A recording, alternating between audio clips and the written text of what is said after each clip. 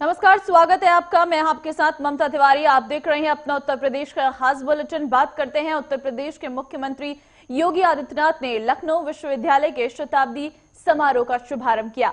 इस मौके पर संबोधित करते हुए उन्होंने कहा कि आज हम गर्व से कह सकते हैं कि लखनऊ विश्वविद्यालय ने इन 100 वर्षों की यात्रा में देश और समाज को राष्ट्रपति से लेकर न्यायमूर्ति दिए तो लोकतंत्र को मजबूत करने वाले नेता भी दिए, शोध करने वाले वैज्ञानिक दिए तो अर्थव्यवस्था को आगे बढ़ाने वाले उद्योगपति भी दिए। उन्होंने कहा कि नई शिक्षा नीति 2022 तक लागू हो जाएगी। इस नीति में ज्ञान के साथ ही रोजगार का भी समन्वय होगा, जिससे देश का युवा स्वावलंबन की तरफ बढ़ेगा। उन्होंने कहा कि अक्सर कहता हूं कि हमने शिक्षण संस्थान खोल दिए, लेकिन उन्हें जन सरोकारों से दूर कर दिया है। शिक्षण संस्थानों को सामाजिक सरोकारों से जोड़ना बेहद जरूरी है।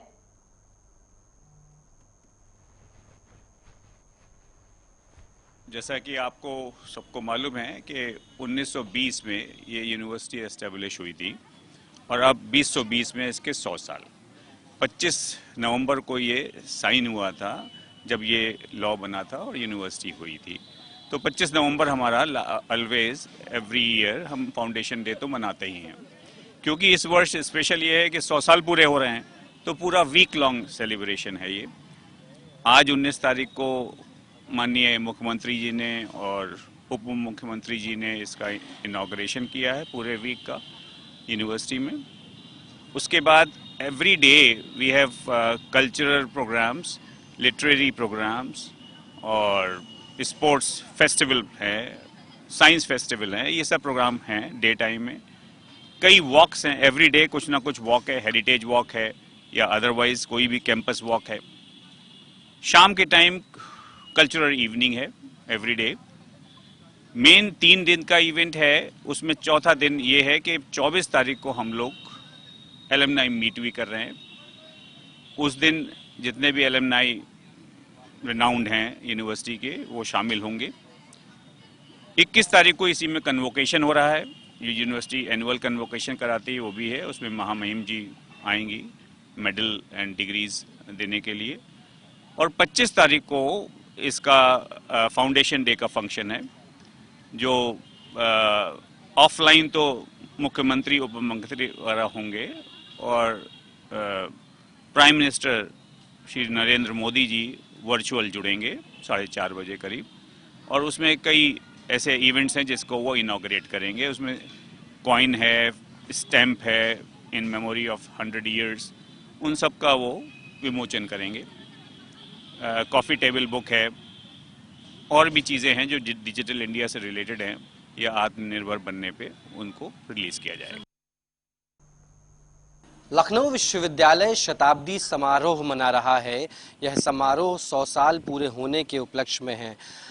पूरी तैयारियां हो चुकी हैं और आज मुख्यमंत्री योगी आदित्यनाथ ने दीप जलाकर के इस कार्यक्रम की शुरुआत करी है। उनके साथ डिप्टी सीएम दिनेश शर्मा भी मौजूद रहे। और आपको बता दें कि यह कार्यक्रम लखनऊ विश्वविद्यालय की 100 साल पूरे हो जाने के उपलक्ष्य में मनाया जा रहा है। यह तकरीबन 5 दिन के इस कार्यक्रम में 25 तारीख को खुद वर्चुअली प्रधानमंत्री नरेंद्र मोदी संबोधित भी करेंगे और साथ साथ कई बड़ी ऐतिहासिक हस्तियां जैसे कि क्रिकेटर सुरेश रैना, अनूप जलोटा, भजन सम्राट अनूप जलोटा के साथ साथ तमाम बड़ी हस्तियां इसमें शिरकत करेंगी। ये पूरे कार्यक्रम का मंच सज चुका है और यही वो जगह है जहां से यह 5 दिन लगातार कार्यक्रम की शुरुआत की जाएगी। उत्तर प्रदेश के मुखिया योगी आदित्यनाथ स्वयं दीप प्रज्वलित कर आज इस कार्यक्रम का शुभारंभ कर गए हैं और लखनऊ विश्वविद्यालय शताब्दी समारोह के रूप में यह 5 दिन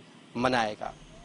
कैमरा पर्सन राम के साथ Gaurav Pandey, JK 24/7 news, Lucknow. Corona काल में जनता की समस्याओं को लेकर सरकार काफी गंभीर है और यही वजह है कि उद्योग को बढ़ावा देने के लिए सरकार प्रतिबद्ध है, जिसको लेकर हमारे संवाददाता संजीव कपासिया ने उद्योग मंत्री सतीश महाना से खास बातचीत की। सुनिए। कोविड काल में पूरी दुनिया ने औद्योगिक क्राइसिस झेला, लेकिन इस पूरी दुनिया में हिंदुस्तान एक ऐसा देश है जहां पर उद्योगों ने उद्योग लगाने के लिए रुख किया। इसमें भी एक ऐसा उत्तर प्रदेश है जिसमें तमाम जो 10 देश हैं उनकी 45 कंपनियों ने 78,000 करोड़ से ज़्यादा का निवेश की बात कही है। हमारे साथ उद्योग मंत्री सतीश महाना जी हैं। सर, पूरी दुनिया ने क्राइसिस झेला उद्योगों को लेकर, लेकिन उत्तर प्रदेश में तमाम उद्योगपति उद्योग लगाना चाहते हैं। आखिर वजह क्या है? देखिए, उत्तर प्रदेश में कंड्यूसिव माहौल है, एक सकारात्मक वातावरण है यहाँ पर। यहाँ पर इंडस्ट्री के नाते से जो गवर्नमेंट का सहयोग इंडस्ट्रीज को होना चाहिए था वो उनको लगता है। ईज ऑफ डूइंग बिजनेस में हमारे निवेश मित्र के माध्यम से लोगों को लैंड अलॉटमेंट भी उसी में हो रहा है, उनको सारे क्लियरेंसेस भी उसी में हो रही हैं। अगर किसी भी प्रकार के कोई उनसे फीस से संबंधित जो बात है वो भी निवेश मित्र के माध्यम से वो जमा करा सकते हैं। तो वो जो इंटरफेस है वो हमने कम किया।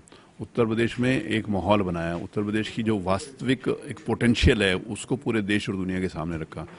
उत्तर प्रदेश में अपराध से संबंधित जो एक बदनामी थी उसको मुख्यमंत्री जी ने आने के बाद जब ये कहा कि हमारा जीरो टॉलरेंस रहेगा और उसके ऊपर सख्ती करी, दुर्भाग्य से कोई घटना हो जाती है तो मुख्यमंत्री जी स्वयं उसको चिंता करके उसके ऊपर सख्ती से कार्रवाई करते हैं। इससे पूरे देश और दुनिया में इंडस्ट्रीज को ये लगा कि नहीं, उत्तर प्रदेश एक महत्वपूर्ण और सेफ डेस्टिनेशन हो सकता है इंडस्ट्रीज के लिए, और उस कारण वो उत्तर प्रदेश में आना चाहते हैं। विशेष रूप से कोरोना क्राइसिस को जिस प्रकार से उत्तर प्रदेश के मुख्यमंत्री ने उसको कंट्रोल किया, उससे भी एक सकारात्मक मैसेज गया, जिसके कारण उत्तर प्रदेश में इंडस्ट्रीज आ रही हैं। 5 साल की जो ड्यूरेशन लिमिट भी दी गई है, और उसके अलावा कौन कौन सी कंपनियां ऐसी हैं जो उत्तर प्रदेश में निवेश करेंगी? देखिए, बहुत सारी कंपनीज हैं। अभी जैसे हीरा आने वाले हैं, वो लगभग 750 करोड़ रुपए का यहाँ पर सेंटर बना रहे हैं नोएडा में। ये सैमसंग वाले अपनी नई यूनिट सैमसंग डिस्प्ले जो बनाते हैं वो यहाँ पर लेकर आ रहे हैं। वो इंटरनेशनली और नेशनली बहुत सारी ऐसी कंपनियां हैं, जब भी मैंने उसका पूरा डिटेल आप लोगों को दिया, तो लगभग आप 750 प्लॉट्स हमने इंडस्ट्री के नाते से अभी कोविड कॉल में आवंटित किए हैं, और 108 प्लॉट सिर्फ टॉयस जो मैन्युफैक्चरर्स के लिए आवंटित किए हैं। तो जो चीज़ें पहले इंपोर्ट हुआ करती थी विदेशों से, विशेष रूप से चाइना से, अब उसका प्रोडक्शन यूपी में कैसा हो, इस ओर हमारा जोर है। सर, चाइना से तमाम उद्योग विस्थापित हो रहे हैं, इसको आपने एक अवसर के रूप में लिया, और क्या क्या छूट दी गई, किस तरीके से उनको अपनी ओर आकर्षित किया? देखिए, जो हमारे सबसे बड़ी बात है ईज ऑफ डूइंग बिजनेस, और जो इंसेंटिव्स हैं स्टेट गवर्नमेंट के, हमने पॉलिसी बनाई, उसमें पारदर्शिता बढ़ती, और उस पॉलिसी के अंतर्गत जिसको भी अगर कोई कठिनाई हुई है उसने हमारे को अप्रोच किया, तो हमने उसको इमीडिएटली उस क्राइसिस को सॉल्व किया है, उनकी आवश्यकताओं को पूरा किया है, और उसी के कारण आज जैसे मैंने कहा ना, उत्तर प्रदेश में लोग आ रहे हैं। तो उत्तर प्रदेश में पहले लोग आते थे तो पहले उससे बात करने वाला कोई नहीं होता था। आज सौभाग्य से माननीय मुख्यमंत्री जी भी स्वयं उसके सुनते हैं, और इंडस्ट्री मिनिस्टर होने के नाते से मैं भी उनके लिए हर समय अवेलेबल हूँ। हमारी पूरी टीम इंडस्ट्री डिपार्टमेंट की इंडस्ट्रियलाइजेशन। विस्थापित मजदूर आपके लिए बहुत बड़ी चुनौती है, और खासतौर से जब मुख्यमंत्री योगी कई बार अपने संबोधन में कह चुके हों कि हम उद्योग लगाकर उन लोगों को रोजगार देने का काम करें। देखिए, इंडस्ट्री में सारे मजदूर नहीं काम करते। मैं यहाँ पर एक निवेदन कर देना चाहता हूँ। कभी कभी एक कंसेप्ट होता है कि जितने भी मजदूर हैं सब इंडस्ट्री में काम करते हैं। इंडस्ट्री में लगभग 15-16% मजदूर ही काम करते हैं। बहुत बड़ा सेक्टर होता है एग्रीकल्चर का, जहाँ पर मजदूर काम करता है, जहाँ पे जैसे मनरेगा में काम करता है, सब्जी बेचता है, सब्जी उगाता है, सब जैसे अनऑर्गेनाइज सेक्टर के अंतर्गत बहुत सारे लोग होते हैं। जैसे अब मैं कहूँ यहाँ पर एक छोटा सा अगर कोई रेस्टोरेंट है, मैं नाम नहीं लूँगा, उस रेस्टोरेंट में देखा जाता है 100-150 लोग काम करते हैं। तो वो रेस्टोरेंट्स में, दुकानों में तो बहुत बड़ी संख्या में लोग विभिन्न सेक्टर्स में काम करते हैं। लेकिन इंडस्ट्री में जितनी भी आवश्यकता होती है, जैसे मैंने बोला कि प्री कोविड आने के पहले जितना इंडस्ट्रीज में प्रोडक्शन हो रहा था, आज की तारीख में उससे ज़्यादा उत्तर प्रदेश की इंडस्ट्रीज में प्रोडक्शन हो रहा है। आखिरी सवाल, क्या अब उन लोगों को जवाब मिल गया, खासतौर से अखिलेश यादव जो कहते थे कि इन्वेस्टर समिट करके और रेड कारपेट बिछा के आप जनता का पैसा बर्बाद कर रहे हैं? अब मुझे नहीं लगता कि वो कोई बात उनको इंडस्ट्री के बारे में कोई मालूम हो। मुझे इस बात की संतोष है, मैं इस बात को कहूँगा कि जब तक इनकी सरकार थी तो इंडस्ट्री डिपार्टमेंट और इंडस्ट्री कभी चर्चा में नहीं होती थी, ना सरकार के द्वारा होती थी ना विपक्ष के द्वारा होती थी, क्योंकि इंडस्ट्री के बारे में कोई बोलते नहीं थे, कि सरकार कुछ करती नहीं थी। कम से कम आज इंडस्ट्री डिपार्टमेंट सरकार के लिए भी महत्वपूर्ण टॉपिक है डिस्कशन के लिए, और विपक्ष के लिए भी है, क्योंकि कुछ हो रहा है तभी तो कुछ बोल रहे हैं, कुछ हो नहीं रहा तो वो बोलते क्यों? बिल्कुल, आप थे सतीश महाना, जिन्होंने पूरी दुनिया के उद्योगपतियों से बात करके उत्तर प्रदेश में उद्योग को बढ़ावा देने के लिए माहौल बनाने का काम किया। वीडियो जर्नलिस्ट रोहित के साथ मैं संजीव कपासिया, JK 24/7 न्यूज, लखनऊ। तो वहीं यूपी में स्थानिक चुनाव को लेकर बीजेपी ने तैयारियां शुरू कर दी। आज कानून मंत्री ब्रिजेश पाठक ने अपने आवास पर बूथ स्तर तैयारियों की चर्चा की। इस बैठक में स्नातक प्रत्याशी भी मौजूद रहे। कानून मंत्री ब्रिजेश पाठक ने बताया कि बीजेपी दोनों प्रत्याशियों के लिए बूथ स्तर पर तैयारी कर रही है। वोटर लिस्ट को निरीक्षण कराया गया है उसका, और ज्यादा से ज्यादा वोटर वोट डालने पहुंचे, इसकी तैयारी भी की जा रही है। आज लखनऊ में जो स्नातक और शिक्षक खंड का चुनाव हो रहा है उसके लिए लखनऊ यूनिवर्सिटी और संबद्ध डिग्री कॉलेज के अध्यक्ष, महामंत्री और पदाधिकारी यहाँ पर इकट्ठा हैं और हम लोग दोनों प्रत्याशियों को जिताने के लिए स्नातक में आदरणीय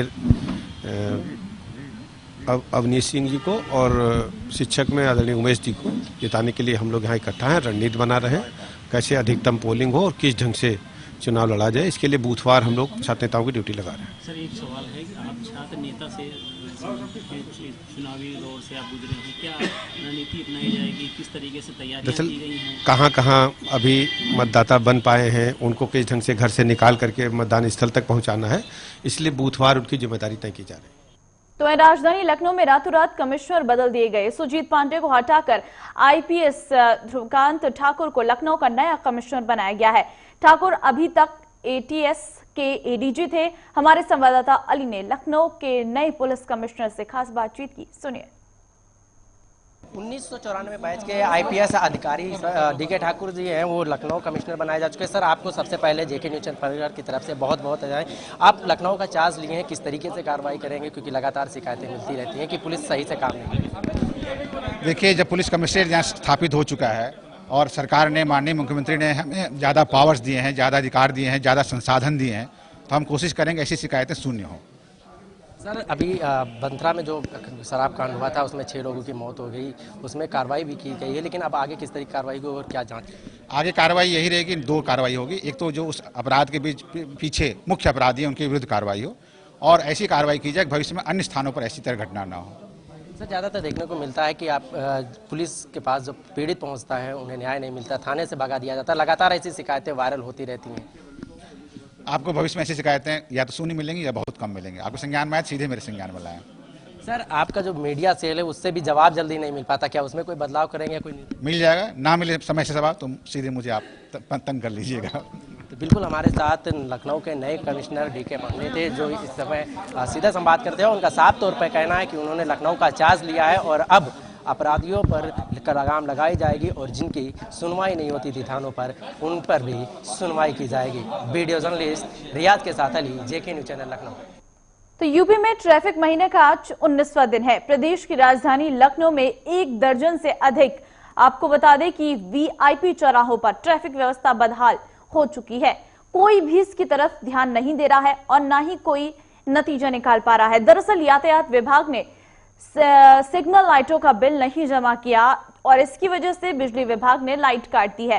कुछ चौराहों पर मैनुअल व्यवस्था कराई गई। ट्रैफिक व्यवस्था को लेकर ये रिपोर्ट देखिए। उत्तर प्रदेश में यातायात माह का आज 19वां दिन है और लखनऊ की ट्रैफिक व्यवस्था ध्वस्त हो चुकी है। कुछ तस्वीरें आपको दिखाना चाहूंगा।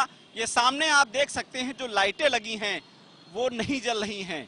इसके पीछे अगर जाएंगे तो कारण ये है कि लखनऊ में करीब 1 दर्जन से ज्यादा ऐसे व्यस्त चौराहा, वीवीआईपी चौराहा, जिनकी लाइटें कट चुकी हैं। दरअसल पुलिस विभाग ने, यातायात विभाग ने इन जो बिलों का भुगतान नहीं किया है, इसी वजह से यातायात की जो चौराहे हैं उनकी जो लाइटें हैं, उनकी जो बिजली सप्लाई है, जो ऊर्जा विभाग ने उनको काट दिया है। अब आपको कुछ दूसरा नजारा दिखाएंगे। इस समय इस चौराहे पर देखिए, जब सिग्नल नहीं होगा तो चारों तरफ लोग निकलेंगे। सारे जो ट्रैफिक जो रूल हैं वो सब यहाँ पर ध्वस्त हो चुके हैं। आप देख सकते हैं कि आने जाने वाले लोग, कोई भी किसी तरफ से निकल जाए, कोई मतलब नहीं किसी का। जो यातायात कानून है वो तो खराब हो ही रहा है और साथ ही जो आने जाने वाले लोग हैं उन पर भी दिक्कतों का सामना करना पड़ रहा है। कुछ ऐसे भी चौराहे हैं जहां पर मैनुअल सुविधा उपलब्ध कराई गई है, लेकिन कुछ ऐसे चौराहे हैं जहां पर कोई भी जो सिपाही है वो आपको नजर नहीं आएगा, टीएसआई नजर नहीं आएगा। इसके सीधा कारण है कि दरअसल सिपाहियों का भी टूटा है। यातायात जो पुलिस है उसमें भी कहीं न कहीं जो स्ट्रेंथ होनी चाहिए वो उसकी कमी है। शायद इसी वजह से आज जो यातायात जो माह चल रहा है उस पर कहीं न कहीं पलीता लगता दिख रहा है और ट्रैफिक व्यवस्था बदहाल हो चुकी है। जुबेर के साथ अनूप सिंह, जेके 24/7 लखनऊ। तो वहीं ग्रेटर नोएडा वेस्ट गौर सिटी 2 नंबर के पास गद्दू की एक दुकान के बाहर भीषण आग लग गई और इस आग लगने की वजह से अफरा तफरी का माहौल वहां पर हो गया। सूचना पाकर मौके पर पहुंची दमकल विभाग ने कड़ी मशक्कत के बाद आग पर काबू पाया, लेकिन तब तक लाखों का सामान जलकर खाक हो गया।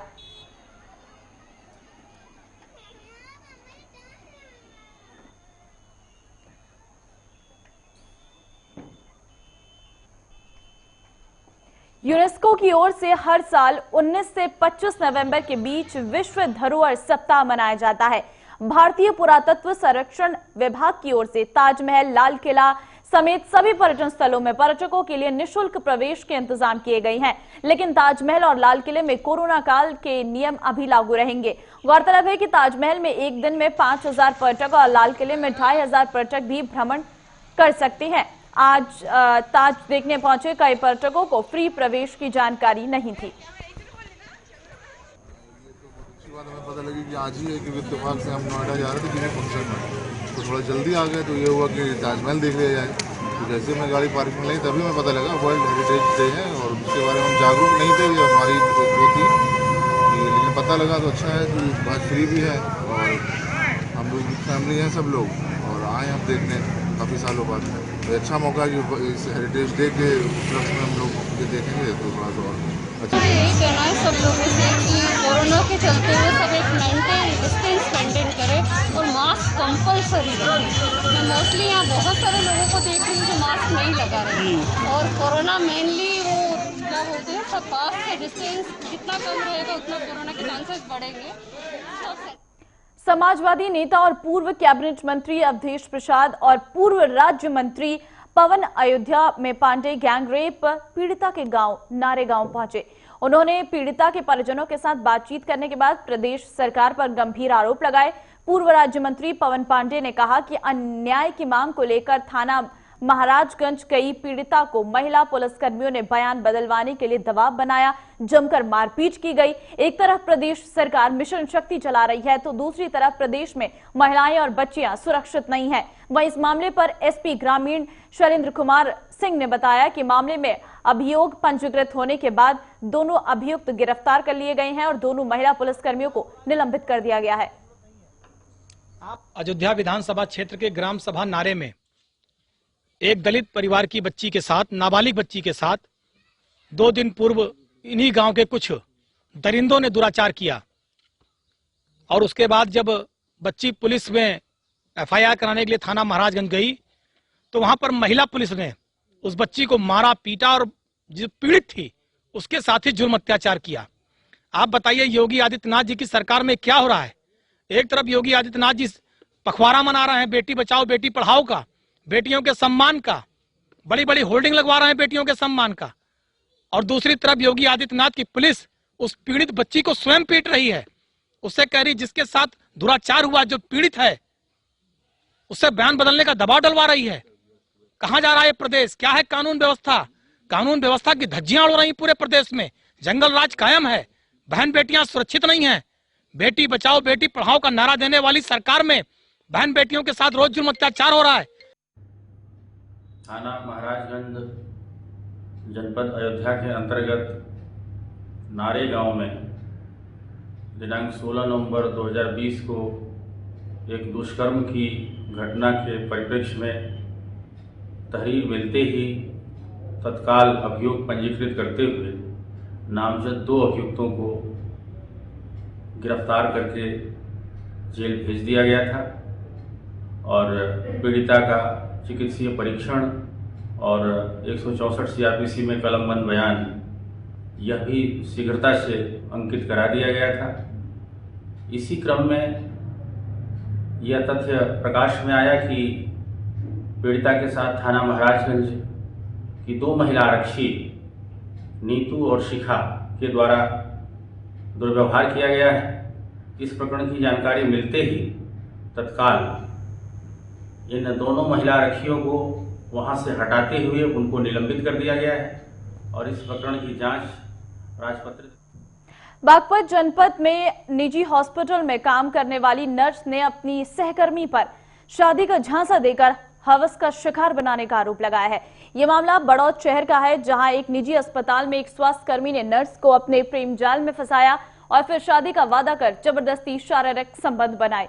पीड़िता के अनुसार वो 6 महीने की गर्भवती है और अब डॉक्टर उससे शादी से इनकार कर रहा है। डॉक्टर ने जब शादी के लिए उसके सामने धर्म परिवर्तन की शर्त रखी, पीड़िता ने आरोपी की पत्नी और उसके भाई द्वारा मारपीट करने का भी आरोप लगाया है। उसकी शिकायत पर पुलिस ने मामला दर्ज कर आरोपी की पत्नी और भाई को गिरफ्तार कर लिया है। आरोपी की तलाश जारी है। मुस्लिम लड़के ने धोखा धोखा किया, हिंदू बताकर मेरे साथ संबंध बनाए ज़बरदस्ती। और अभी मैं प्रेग्नेंट हूँ 6 मंथ की। अभी बोलते एक झूठा निकाहनामा दिया, अपनी बीवी के घर पे बंधक बना के रखा और बोलता है कि अब मैं तेरे को रखूँगा नहीं। और जबरदस्ती धर्म परिवर्तन करने का भी जोर दे रहा है कि धर्म परिवर्तन करो तब रखूँगा, जबकि वो एक मुस्लिम है। मैं तलाकशुदा हूँ और मेरे को ना मेरा एक बेटा है, उसके लिए माँ मिल जाएगी। ये आज थाना बड़ौद पर एक प्रकरण संज्ञान में आया, जिसमें कि एक महिला के द्वारा ये प्रार्थना पत्र प्रस्तुत किया गया कि वो एक बड़ौद में स्थित एक नर्सिंग होम में काम करती है और जहाँ पर उसके साथ काम करने वाले एक सहकर्मी के द्वारा उससे ये बताया गया कि वो तलाकशुदा है और शादी का झूठा आश्वासन देकर के उसके साथ ज़बरदस्ती शारीरिक संबंध बनाया। जब महिला को ये पता चल गया कि ये शादीशुदा है एवं आरोपित की पत्नी को ये पता चला, तो आरोपी के भाई एवं आरोपित की पत्नी के द्वारा, तीनों के द्वारा मिलकर के उस महिला के साथ, पीड़िता के साथ मारपीट की गई। पीड़िता की इस प्रार्थना पत्र पर विभिन्न धाराओं में, सुसंगत धाराओं में बड़ौद थाने पर मुकदमा पंजीकृत कर लिया गया है। आरोपित की पत्नी को एवं आरोपित के एक भाई को गिरफ्तार कर लिया गया है। आरोपी की तलाश जारी है। शीघ्र ही जो बचा हुआ अभियुक्त है उसके विरुद्ध बुलंदशहर के थाना जहांगीराबाद में 2 दिन पहले रेप पीड़िता के इलाज के दौरान हुई मौत के बाद परिजनों ने को सांत्वना देने के लिए राजनीतिक दलों के नेताओं का तांता लगा हुआ है। इस कड़ी में समाजवादी पार्टी और बहुजन समाजवादी पार्टी के प्रतिनिधिमंडल भी पीड़िता के घर पहुंचे, पीड़िता के परिवार को सांत्वना दी।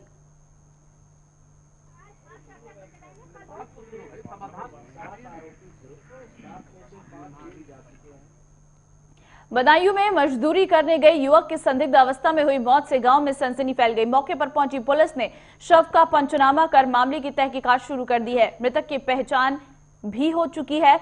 परिजनों ने हत्या की आशंका जताते हुए शव को लेकर प्रदर्शन भी किया। नहीं हुआ क्या? अब तो जेल बताएंगे, जहाँ जो लोग बताएंगे, लगा हुआ किससे डेथ हुई है इनकी? जो तो जय बताएंगे, कोई लोग बताए भैया, जो ट्रैक्टर वाले कोई बताएगा। ट्रैक्टर किसका है? मनोज का है। मनोज कहाँ के रहने वाले? अडौली का। 100 लोग है। तो आपका ये लड़का भतीजा जो क्या कर रहा था यहाँ? फोन करके ट्राली बुलाया, ट्राली पे बुलाया था, बुलाया फोन करके। तो ट्राली पे क्या काम हो रहा था खेत में? तो वहीं प्रतापगढ़ में लखनऊ प्रयागराज हाईवे पर उस समय अफरा तफरी का माहौल बन गया जब बस और बोलेरो गाड़ी भी आमने सामने जबरदस्त टक्कर हो गई। कुंटा कोतवाली के गयासपुर में हुए इस हादसे में 1 की मौत और 6 लोग गंभीर रूप से घायल हो गए हैं, जिन्हें अस्पताल में भर्ती कराया गया है। घटना पर पहुंची पुलिस ने अपनी तहकीकात शुरू कर दी है। बताया जा रहा है कि राजस्थान से वाराणसी के लिए जा रही बोलेरो जैसे ही खुंडा थाना के गयासपुर के समीप पहुंची, इलाहाबाद की ओर से मजदूरों को लेकर लखनऊ जा रही बस से उसकी टक्कर हो गई। टक्कर इतनी जोरदार थी कि बोलेरो चालक की घटनास्थल पर ही मौत हो गई।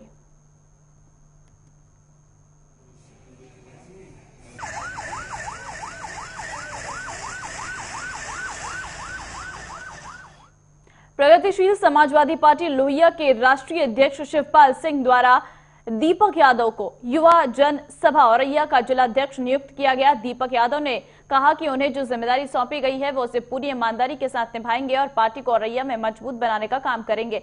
वहीं लखनऊ से औरैया सीमा पर पहुंचने पर दीपा यादव ने समर्थकों ने उनका शानदार स्वागत किया। मेरा नाम दीपक यादव है और मुझे राष्ट्रीय अध्यक्ष शिवपाल सिंह यादव द्वारा प्रगतिशील समाजवादी पार्टी योजन सभा जिला अध्यक्ष औरैया का पद मिला है, जिससे मैं अपने पद पे बहुत खरा उतरूंगा। जगह जगह गांव-गांव जाऊंगा, अपने युवाओं को जोड़ूंगा और यहाँ के औरैया के युवाओं में काफ़ी जोश दिख रहा है, जिससे कि 2022 में सरकार बनाने में पूरी महत्वपूर्ण सहारनपुर में नगर देवबंद में ओर से एक सेमिनार का आयोजन किया गया। सेमिनार का आयोजन का उद्देश्य शिक्षा के प्रति लोगों को जागरूक करना था। कार्यक्रम में मुख्य अतिथि के रूप में मौजूद एमएलसी चुनाव की प्रत्याशी उषा चंद्रा ने बताया कि एमएलसी चुनाव में अगर वो यहां से जीती तो सबसे पहले बच्चों के भविष्य के लिए शिक्षा परिवेश को महत्व देगी। नोएडा में एडमिशन कराया तो जो गवर्नमेंट का 25% का कोटा था जो गरीब बच्चों के लिए होता है, उसमें कभी भी स्कूल वालों ने उसको फुलफिल नहीं किया। लेकिन मैंने अपने प्रयास से काफी जिसको हम कहें एक स्लम्स एरिया के बच्चे कह सकते हैं भाई हमसे जो थोड़ा सा नीचे है तो उसको हमारी सोसाइटी तरह तरह के नाम दे देती है, लेकिन पढ़ने का अधिकार उनको भी है। मैंने उन बच्चों का भी एडमिशन कराया। करीब 4 साल से 6 साल से मैंने शिक्षा के क्षेत्र में जितना भी मैं कर सकती थी मैंने प्रयास किया, और हमेशा मेरा ये प्रयास रहा कि ज्यादा से ज्यादा। मुजफ्फरनगर विकास प्राधिकरण द्वारा बनाए जा रहे गतौली गंग नहर के पर पिकनिक पॉइंट का कार्य लगभग 70% पूरा कर लिया गया है। खतौली एसडीएम और एडीएम सचिव ने गंग नहर के घाट और आसपास के क्षेत्र का निरीक्षण किया, सौंदर्यीकरण की रूपरेखा की जांच की। उन्होंने बताया कि सौंदर्यीकरण के बाद ये बिल्कुल मिनी हरिद्वार की तरह दिखेगा। बांदा जिले की कई खदानों से निकली कई सामग्री से भरे हुए ओवरलोड ट्रकों पर शिकंजा कसते हुए खनिज और परिवहन विभाग ने अपनी कार्रवाई शुरू कर दी है। मटौंद और गिरवा के रास्ते निकलने वाले इन ओवरलोडेड ट्रकों की खबर मीडिया द्वारा संबोधित विभाग को दी गई थी। वहीं विभाग ने तत्काल कार्रवाई करते हुए पुलिस के साथ पहुंचकर मौके पर कार्रवाई की। इस दौरान कई ट्रकों को सीज कर दिया गया है। कार्रवाई होने से घबराए सभी चालक अपने ट्रक छोड़कर भाग निकले। अमेरिका के पूर्व राष्ट्रपति बराक ओबामा की किताब के खिलाफ आपको बता दें कांग्रेस नेता राहुल गांधी पर भी इस पर टिप्पणी की गई है और प्रतापगढ़ अदालत में परिवाद दाखिल कर दिया गया है। All India rulers bar association के अध्यक्ष एडवोकेट ज्ञान प्रकाश शुक्ल ने सिविल जज विनीत यादव की अदालत में परिवाद दाखिल किया गया है। इस मामले में केंद्र सरकार से भी दखल देने की अपील की गई और अगली सुनवाई 1 दिसंबर को होगी। उन्होंने कहा है कि अगर मुकदमा दर्ज न हुआ तो वह अमेरिकी दूतावास के सामने अपने साथियों के साथ भूख हड़ताल करने पर मजबूर हो जाएंगे। अपना उत्तर प्रदेश के इस बुलेटिन में फिलहाल इतना ही। आप बने रहिए हमारे साथ। नमस्कार।